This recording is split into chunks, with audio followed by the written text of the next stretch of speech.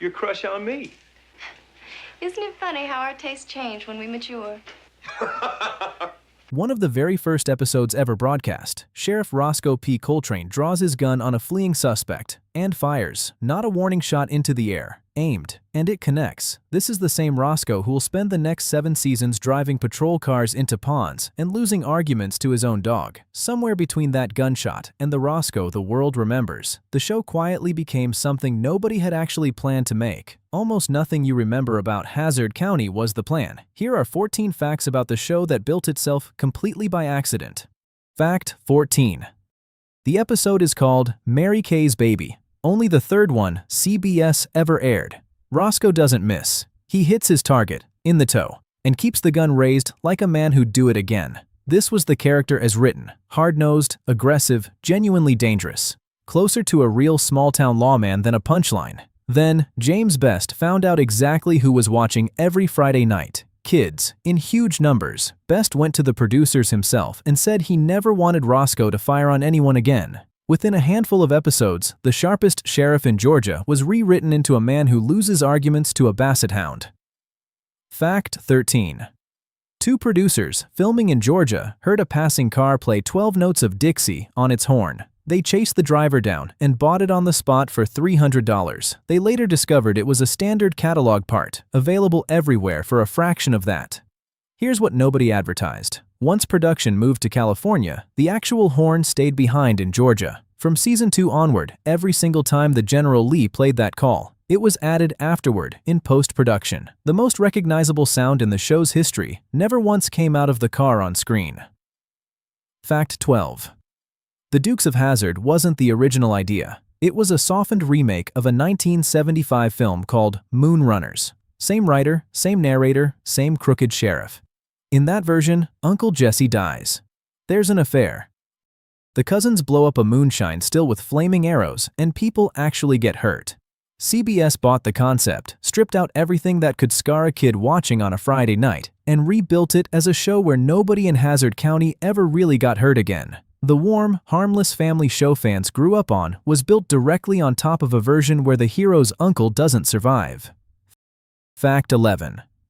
The first 5 episodes were shot on real Georgia back roads, real southern dirt. Then Warner Brothers moved the entire production to Burbank, California. The Boar's Nest became a soundstage set. The rolling hills became Agura Hills. The Duke farm was shot at Golden Oak Ranch, until the stunt cars tore up the landscaping badly enough that the production got asked to leave. For the final seasons, Warner bought its own land in Valencia, just so nobody could throw them off it again. 147 episodes, 5 of them were ever filmed anywhere near the real South. Fact 10.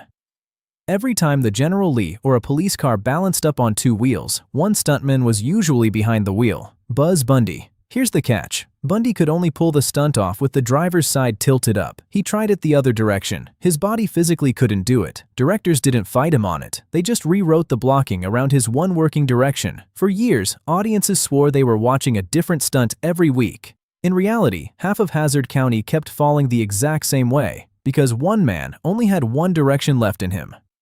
Fact 9. CBS never expected America to fall in love with Hazzard County. They barely expected it to survive 9 episodes. It was ordered as a stopgap, something to fill the schedule while The Incredible Hulk was on hiatus. Network chairman William Paley called the concept lousy, on the record.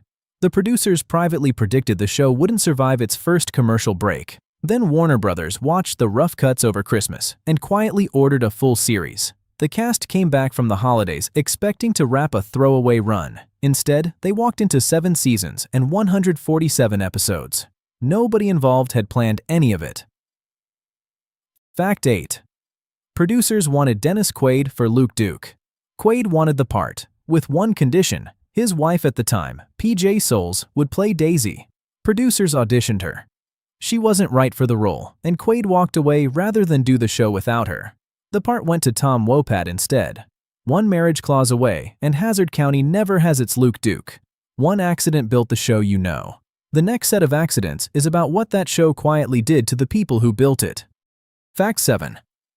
James Best suggested Rosco needed a dog. Producers imagined something trained.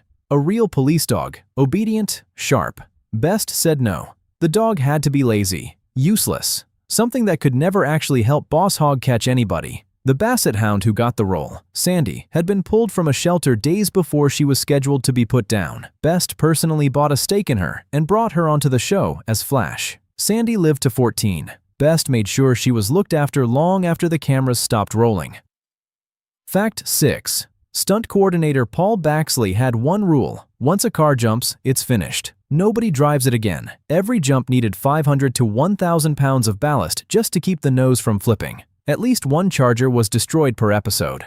By the later seasons, crew members left notes on chargers they spotted in parking lots, begging owners to sell. When real ones ran out, they painted AMC ambassadors orange and filmed them from careful angles. When even that failed, miniature radio-controlled models, filmed close, became the only way left to keep the General Lee flying. The show that made the Dodge Charger famous ran the Dodge Charger supply into the ground. Fact 5.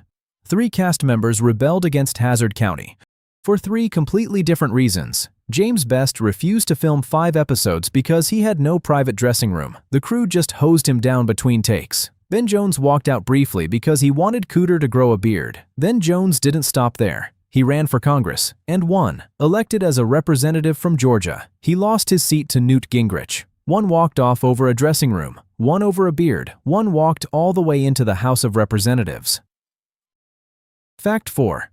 By 1982, Dukes of Hazzard was a merchandising empire. Lunchboxes, toys, t-shirts, all carrying Schneiders and Wopat's faces. The actors weren't seeing a cut of any of it. They walked off the show and sued Warner Brothers for $25 million in unpaid royalties. Warner countersued for $90 million. Denver Pyle told a reporter, on the record, that there might be fancy bookkeeping going on. For weeks, 2 of television's biggest stars publicly accused their own studio of shortchanging them, while Warner Brothers insisted every contract had been honored to the letter. Fact 3. Fans waited 2 decades for a Dukes reunion and never noticed the one that already happened. 2006. Smallville, Season 5. An episode called Exposed. A Kansas senator drives up to the Kent farm in a blue 1968 Dodge Charger. The senator is played by Tom Wopat.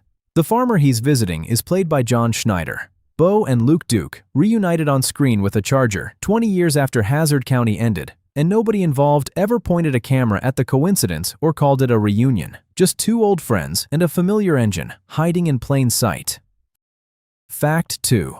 The final scene the public ever saw of the Dukes of Hazzard was the whole cast hugging on the Boar's Nest stage. It was not the last thing filmed. The actual last scene shot was Bo and Luke in the General Lee, sitting in a parking lot, running an ordinary piece of dialogue for an ordinary episode. Nobody on set knew yet that it was the last day. When the camera stopped, John Schneider said, "Well, that's a wrap," and sat alone behind a General Lee with no engine in it and cried.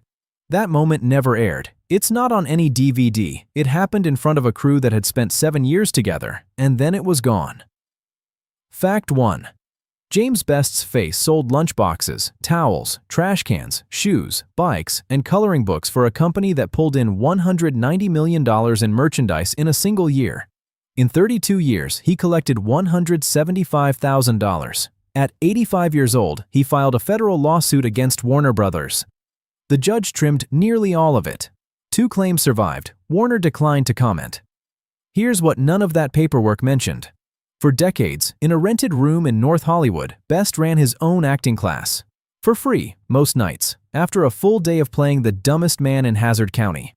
His students included Farrah Fawcett, Burt Reynolds, and a kid who would grow up to write and direct Pulp Fiction, Quentin Tarantino. James Best taught Hollywood how to act. Hollywood put him in a fat suit, a stutter, and a police uniform, and paid him $175,000 for 32 years of it. Nobody ever learned what he taught in that room.